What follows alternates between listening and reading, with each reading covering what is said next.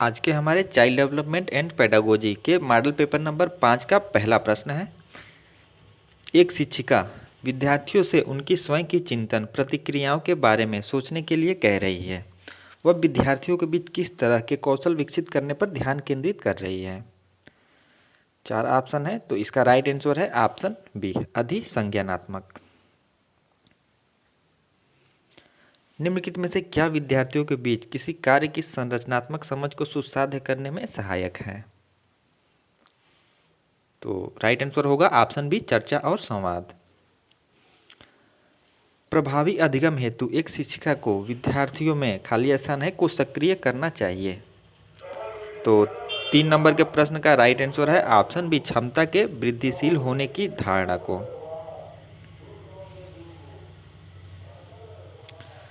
4 number का प्रश्न, निम्नलिखित में से कौन सा बाह्य अभिप्रेरणा का उदाहरण नहीं है। तो 4 ऑप्शन में से 3 जो दिए गए हैं वो बाह्य अभिप्रेरणा के उदाहरण हैं और एक नहीं है, तो उसे ही बताना है कि कौन सा बाह्य अभिप्रेरणा का उदाहरण नहीं है। तो इसमें जो ऑप्शन बी दिया गया है, ज्ञान प्राप्त करने के लिए वाद विवाद समूह में शामिल होना, ये बाह्य अभिप्रेरणा का उदाहरण नहीं है। 5 नंबर का प्रश्न है,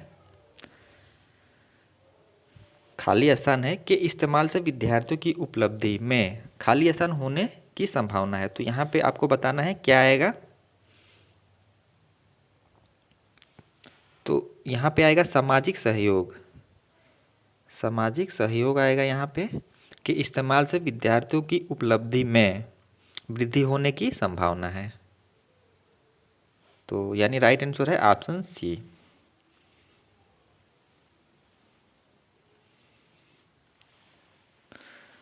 अक्षरों की एक लंबी श्रृंखला को यादगार और सार्थक भागों में समूहित करके याद रखने की रणनीति क्या कहलाती है। तो क्या कहलाती है, तो इसे कहते हैं खंडीकरण।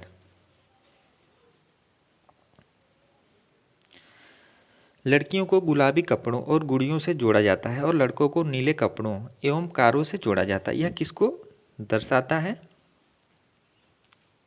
तो यह दर्शाता है जेंडर रूढ़िवादिता को। एक शिक्षक को ऐसी गतिविधियों की रूपरेखा तैयार करनी चाहिए जो कि आपसारी सोच को बढ़ावा दे। तो वीडियो में आगे पढ़ने से पहले जो है जितने भी लोग वीडियो वॉच कर रहे हैं सभी लोग जो है वीडियो को जरूर लाइक कर दें। 9 नंबर का प्रश्न है, समकालीन सिद्धांतकारों के अनुसार सीखना प्राथमिक रूप से एक क्या है। तो ये एक सामाजिक गतिविधि है। 10 नंबर का प्रश्न कथन और कारण पे आधारित है। कथन है, शिक्षा असफल हो जाती है जब बच्चों से यह अपेक्षा की जाती कि वो प्राप्त ज्ञान को ज्यों का त्यों पुनः उत्पादित करें। कारण की जानकारी का पुनः उत्पादन बच्चों के सीखने का अर्थपूर्ण घोतक है। तो इसमें 4 ऑप्शन है, तो आपको बताना है कथन और कारण में जो है क्या सही है। तो इसमें जो कथन दिया गया है ये सही है कि शिक्षा असफल हो जाती है जब बच्चों से यह अपेक्षा की जाती है कि वे प्राप्त ज्ञान का ज्यों क्या त्यों पुनः उत्पादित करें। ये जो है कथन सही है, लेकिन कारण दिया गया है कि जानकारी का पुनः उत्पादन बच्चों के सीखने का अर्थपूर्ण घोतक है। ये गलत है, यानी कि ये सही है और आर गलत है। ऑप्शन सी राइट आंसर है। 11 नंबर का प्रश्न, प्रभावी अधिगम के लिए शिक्षार्थी की खाली आसान है यहाँ पे भागीदारी की आवश्यकता होती है। तो इसमें आएगा सक्रिय भागीदारी की आवश्यकता होती है। 12 अधिसंज्ञानात्मक कौशल। 4 ऑप्शन है, तो बताएं राइट आंसर क्या होगा। अधिसंज्ञानात्मक कौशल क्या है ये। तो ये चिंतन और अधिगम को नियमित करते हैं।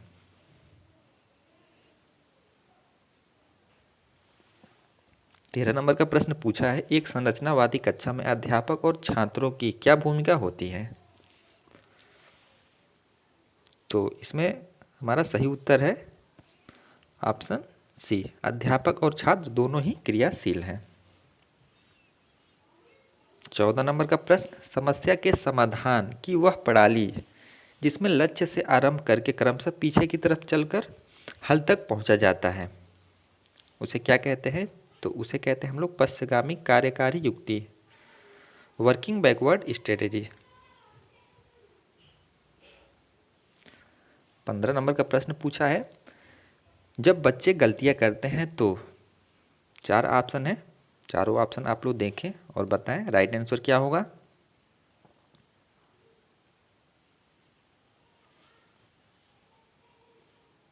तो इसका राइट आंसर है ऑप्शन डी, शिक्षक को बच्चे की सोचने समझने की प्रक्रिया को समझने के लिए उसके साथ चर्चा करनी चाहिए।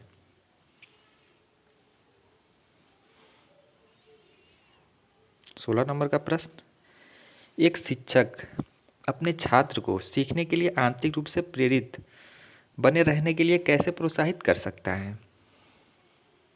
तो इसमें राइट आंसर होगा ऑप्शन सी, व्यक्तिगत नैपुण्य लक्ष्य को निर्धारित करने में उनको सहयोग देकर।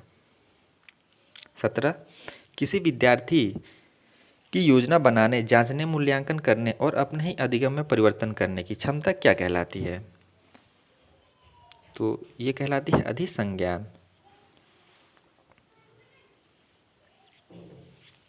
18 नंबर का प्रश्न, पियाजे द्वारा अधिगम को सुगम बनाने के लिए निम्नलिखित में से कौन से कारक महत्वपूर्ण माने जाते हैं?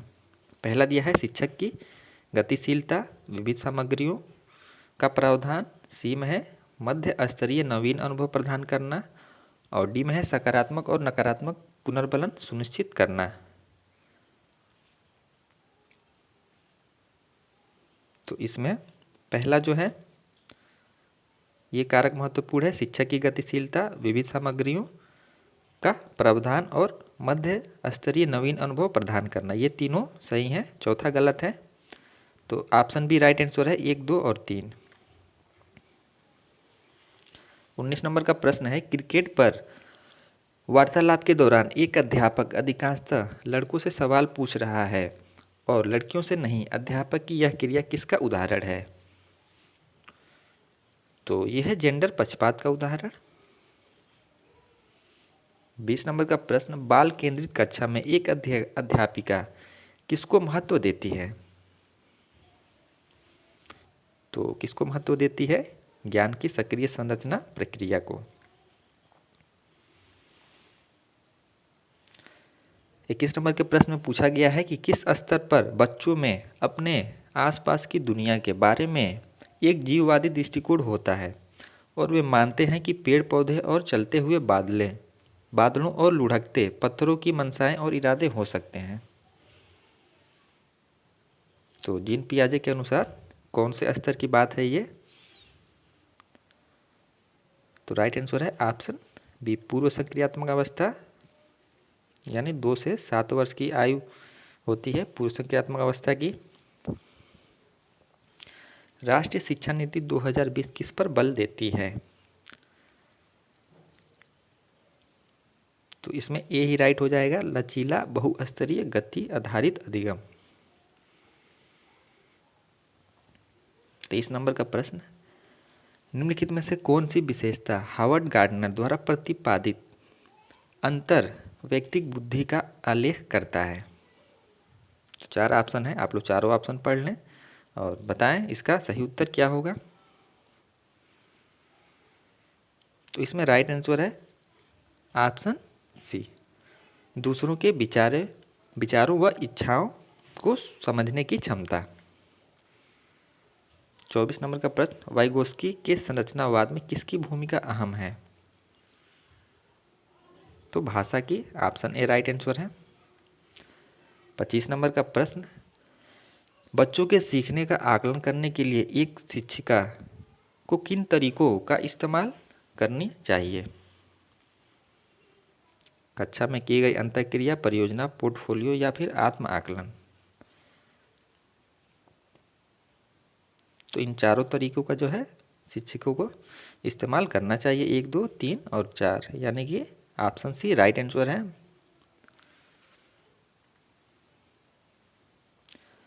24 नंबर का प्रश्न है, राष्ट्रीय शिक्षा नीति 2020 के अनुसार मूल्यांकन का उद्देश्य किसकी जानकारी देता है?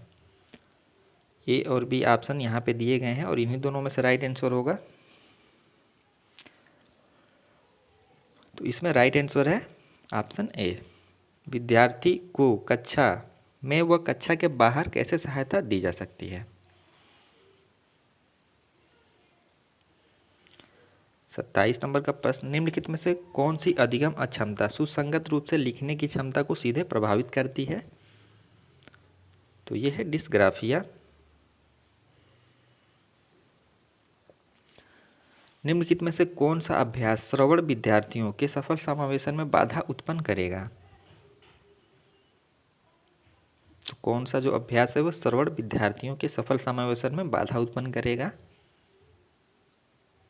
तो इसमें जो बी दिया गया है, विद्यार्थियों को मौखिक परीक्षा के बजाय लिखित परीक्षा दे, इसका राइट आंसर है। ये बाधा उत्पन्न करेगा श्रवण विद्यार्थियों के सफल समावेशन में। 29, बच्चों के संदर्भ में विकास के अंतर्गत,